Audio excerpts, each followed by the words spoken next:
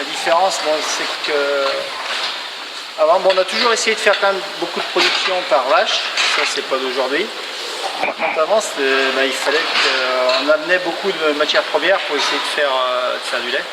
Et on amenait des luzernes, après on travaillait avec plusieurs tourteaux, vaches laitières. On essayait de faire un petit peu un micmac pour essayer de faire du lait. On mettait très peu de céréales à paille. Parce que, pour éviter l'acidose, parce qu'à chaque fois qu'on en mettait un petit peu, l'acidose arrivait et les vaches sur les pattes, ça devenait une catastrophe. Donc on mettait 1 kg. En dessous d'1 kg, on commençait à avoir la limite. Donc après, une fois qu'on a attaqué la Liplus, c'est par connaissance, il faut dire les choses comme elles sont. C'est Samuel un jour en discutant, il m'a dit tiens, tu ne voudrais pas essayer ça. Bon, en connaissant Samuel, on s'est dit on devrait pouvoir essayer sans prendre trop de risques. Donc c'est ce qu'on a fait. Bon, on a été un petit peu prudent, je vais être très franc. On avait un lot de vaches en engraissement, donc on a essayé sur les vaches en engraissement. On s'est dit si on casse des vaches, on engraissera un lot, on ne cassera pas le troupeau de vaches laitières. Donc sur le troupeau de vaches d'engraissement, on s'est amusé à monter 1 kg. De toute façon, on va voir si on casse une vache, on casse une vache. Donc on a monté 10-12 kg. Et puis plus on montait, presque plus les vaches elles profitaient, les bouses étaient, parce que bon, on suit beaucoup les bouses des vaches, les bouses étaient plutôt très belles. Les vaches profitaient et elles restaient en bonne forme. Alors on s'est dit déjà, c'est déjà très rassurant. Donc après, on a fait livrer Samuel la première fois. On a mis sur les vaches, on a commencé à 2 kg, on n'a pas vu grand chose, hein, c'était très froid. Après on a monté à 2 kg, après on est monté à 3 et assez vite à 4 kg. Et c'est là qu'on a vu le plus. À 4 kg les vaches, et bien on les sentait plutôt bien en forme et tout ce côté acidose nous semblait partir. Donc voilà, donc ça c'était le départ. Donc voilà, après on est carrément rentré dans le concept. Donc après on a sorti tout ce qui était pulpe, tout ça on a tout enlevé. Donc voilà, donc après on est passé avec céréales. Donc mélange après, donc il y avait soit ce qu'on avait sous la main, soit du maïs, soit de l'orge, soit un mélange de tout ça avec du blé. On se met peu de céréales. Donc là maintenant depuis le concept, on sème beaucoup plus grande céréales. Voilà, parce que du coup on sait comment la consommer. Et puis bon, du coup, et la paille, on achète quand même des grosses quantités de paille, donc ça diminuait l'achat de paille en même temps. Donc c'était intéressant de ce niveau-là. Donc voilà, donc après, maintenant on fait notre céréale et on achète de la céréale qu'on traite. Et donc quand même, il y a quand même plusieurs avantages, c'est qu'une ration beaucoup plus simple à faire, comme le l'époque. Plus vous mettez de mélange, il ne faut pas dire que ça ne marche pas, hein. C'est beaucoup plus compliqué. Il faut quand même beaucoup de stockage. Et on était toujours à la limite de l'acidose, donc on jouait quand même, on arrivait à faire du lait, il ne faut pas dire non plus n'importe quoi, mais il fallait être beaucoup. Aujourd'hui, on arrive à faire des productions de même niveau, mais beaucoup plus simple.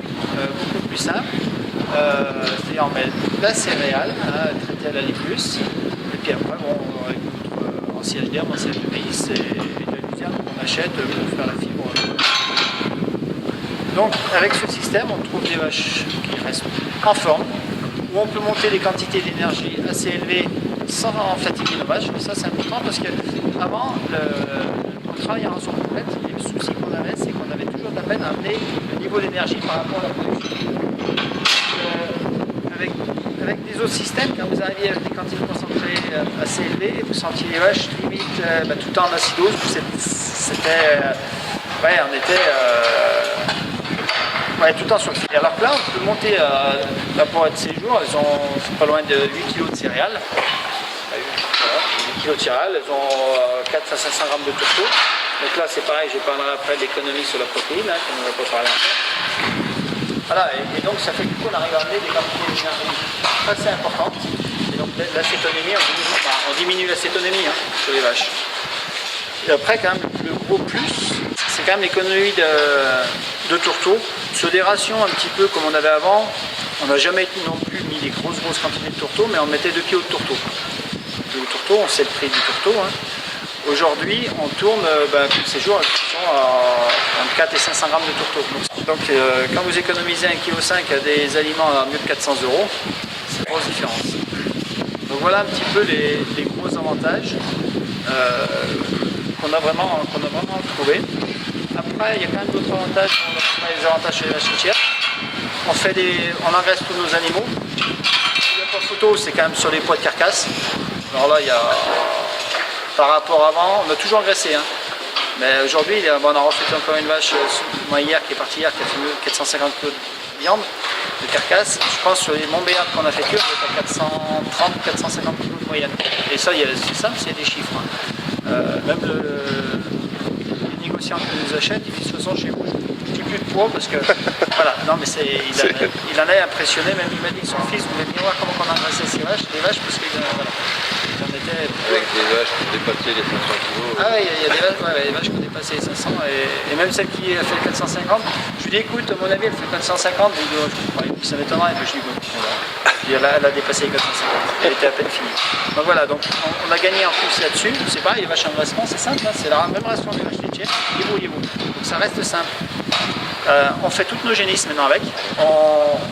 Elle reste un peu de temps d'engraissement quand même. Hein, mais par rapport à avant, on ne peut pas dire qu'on a allongé la durée d'engraissement ou l'a raccourci. Je sais pas, je dirais entre 20 et 30 kg de plus par rapport à avant ce qu'on aurait pu estimer.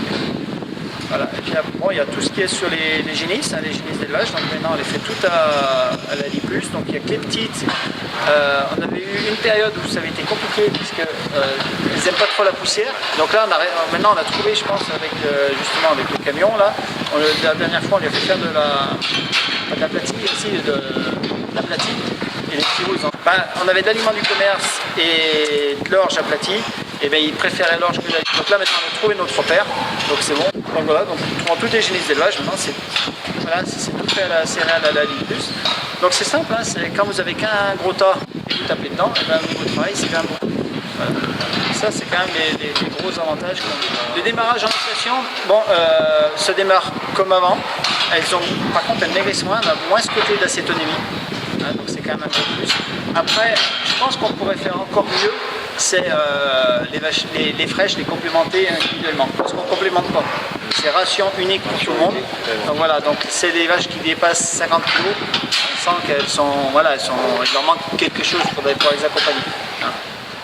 Donc voilà, donc c'est des trucs à finaliser. Bon, le système nous allait bien jusqu'à aujourd'hui.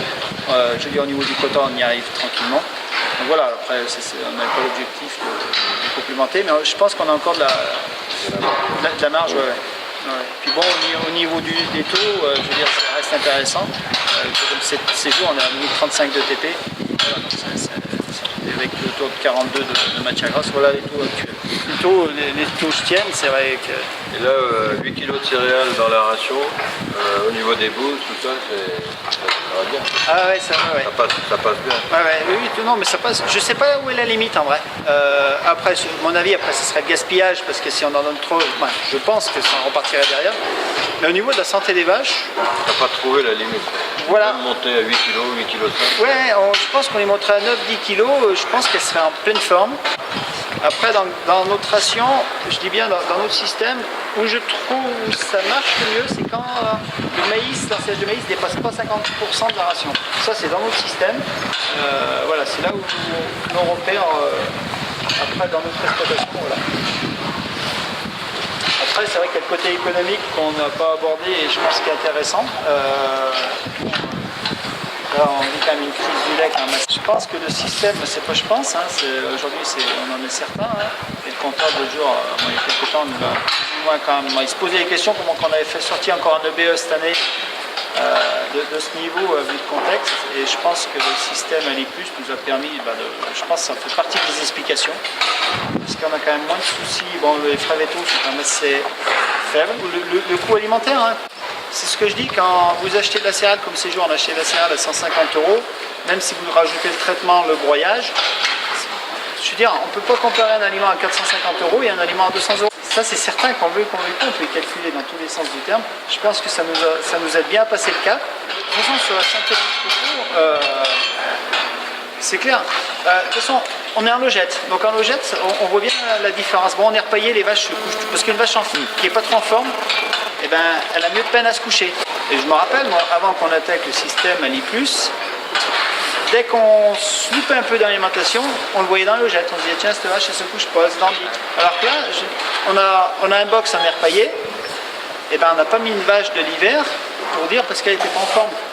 Et voilà, et donc ça se compte pas, ça se comptabilise pas, hein, mais c'est le petit plus qui fait peut-être à la fin le gros plus qui nous permet de passer le cap. Ouais. Les IA, les premières IA, il y en a énormément qui remplissent de la première fois.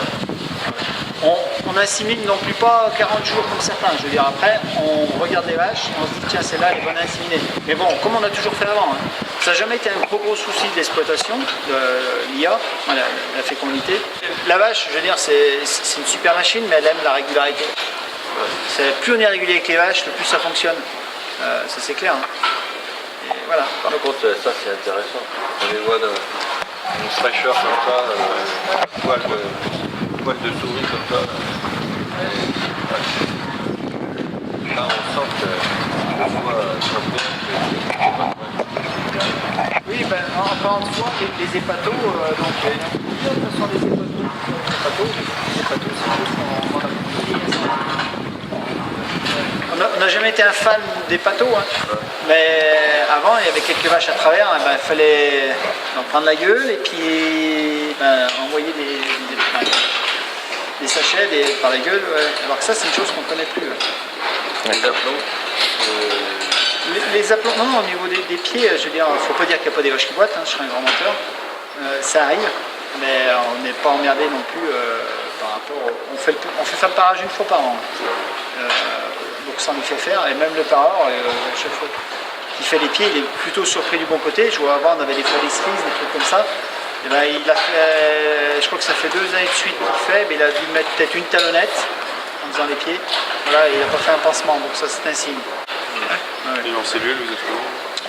En cellule, donc là-dessus, il faut que je fasse un petit peu l'historique.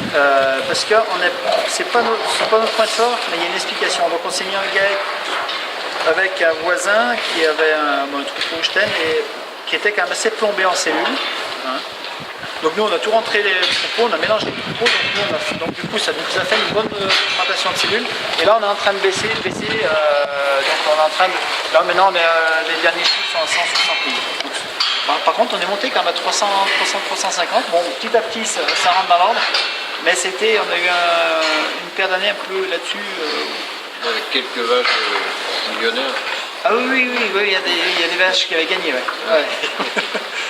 Et en taux duré avec la Uplus? En taux duré. Les taux durés, bon, pour répondre, on est entre 0,18 et 0,23. Voilà, la fourchette où on sent qu'on est à peu près bien calé. Et puis c'est vrai qu'au départ on était les premiers un petit peu. On nous a regardé, le voisinage nous a un petit peu. Et puis on s'aperçoit qu'aujourd'hui ceux qui essayent, il y en a plus qui reviennent en arrière et je pense qu'ils continuent parce que c'est du plus économique. Hein. Je pense qu'en production laitière, c'est pas là que ça fait la différence. C'est la santé des animaux. Moi, je pense que le plus, c'est ce qu'on n'arrive pas à compter. Ouais. La santé des animaux. Donc, quand un animal est en bonne santé, ben, c'est tous les problèmes autour qui sont nus. Hein. Voilà, la simplicité quand même, parce que je veux dire, ce que je dis, quand on mettait un aliment, c'est quand même beaucoup plus simple. La céréale, beaucoup d'éleveurs dans le coin en ont déjà une partie, d'optimiser un petit peu ses productions. Donc voilà, c'est pour ça que du coup, je pense que ça prend petit à petit. Et sans faire une pub, c'est les gens, les gens, des fois, ils demandent. Voilà, ils ont essayé et après, s'ils continuent, c'est qu'ils ont trouvé un plus aussi. Après, où je trouve vraiment le plus, moi, chez nous, hein, c'est après sur le lait et l'ensemble, ce qui se passe autour, la santé des animaux. Le plus, c'est ce qui fait la rentabilité des exploitations. Parce que du lait, tout le monde est capable d'en faire, même sans de la plus. Hein, à quel coût, quoi. Voilà, c'est ça. Après, voilà. Le vétérinaire, on le voit rarement. Après, vraiment, il chiffrait. De toute façon, bon, au CER, par rapport, les frais vétos sont très très bas. Après, je vous dirai une connerie si je vous dis le chiffre. Donc, ça, je ne l'ai pas exactement en tête. Mais c'est vrai que les vétos soignent peu de vaches, mais nous, on en soigne peu aussi. Parce qu'il y a des fois, le vétérinaire vient peu, mais l'éleveur, il a le don de vétérinaire et il s'est capable. Voilà. Alors que là, nous, le vétérinaire vient peu et on en soigne peu. Voilà. Ça, c'est important parce que la vache qu'on soigne, elle coûte cher quand on la soigne. Mais elle a coûté cher avant et elle va coûter cher après. Elle va coûter cher parce qu'elle a manqué à produire et il va falloir la réformer plus tôt, etc. Elle va moins bien remplir. Ah ouais, non mais c'est sûr, une vache laitière qui a un passage difficile, derrière, de toute façon, elle te coûte cher. Ouais. Elle te coûte cher. Mais c'est indirect, c'est toutes des choses qui ne se chiffrent pas. Et je trouve le plus, il est là. Une mise à l'herbe, nous on essaye de faire des transitions assez douces. Après, on garde la céréale à la plus, les quantités de tourteaux. Donc, cette année, on se pose la question carrément de couper. On verra, c'est un essai qu'on va faire. On n'est pas d'abri, on essayera, je pense. Je pense que ça peut marcher. Et après, on va voir, on va diminuer la quantité d'Ali plus. Et je me fais pas trop de soucis. Je pense que ça va aller. Justement par ça, pour compléter un peu la question de Samuel, justement la question par rapport à la mise à l'herbe, quelle ration vous allez faire par rapport à ce que vous faites aujourd'hui? Ouais. Donc on va tout diminuer. Les quantités d'ensilage d'herbe, quantité d'ensilage de maïs, on va essayer de garder les mêmes proportions d'ensilage. Ça veut dire qu'au total, ça va faire une ration plus ferme parce qu'il y aura la pâture en plus. Mais on va essayer de diminuer les deux. On va diminuer, je pense, mais ça on va se caler. Je pense qu'on va essayer de rester vers les 5 kg à peu près de céréales à litre dans ces eaux-là. Ouais, ça sera de l'orge. Ça sera de l'orge. Voilà, bon, on n'était pas parti sur l'orge. L'orge actuellement est un peu moins cher que le reste, donc on a acheté de l'orge. Voilà l'explication pourquoi c'est de l'orge. Donc voilà, donc on va essayer de faire comme ça à la mise à l'herbe. Voilà, l'année passée on avait gardé un peu de protéines. Je pense qu'on aurait pu s'en passer. On aurait pu s'en passer, donc cette année on a souhaité s'en passer. Voilà, je ne veux pas être affirmatif sur ce que je dis. On va essayer. Et puis on se calera. Tout porte à croire que ça va bien se passer en les 400-500 grammes de tourteaux. Aujourd'hui les taux sont bons, la production est là. On n'a que 500 grammes de tourteaux. Tout à fait. Là on va avoir la protéine qui va être apportée par l'herbe en plus. Et on va diminuer la quantité d'ensilage de maïs. Donc je pense qu'on devrait pouvoir s'en passer avec des résultats, parce que bon, on peut toujours s'en passer, mais avec des résultats qui devraient être convenables. C'est l'objectif. Alors, ça, vous allez me demander un ensilage, les valeurs que ça a, la ration, la valeur que ça a, mais c'est que je ne sais pas du tout. Je compte jamais, je ne sais pas si notre ration elle est à 0,8 UF ou 0, je ne sais pas combien de PDI, parce que je ne sais même pas. On a toujours regardé, nous, la ration pour elle se passe, le comportement des vaches.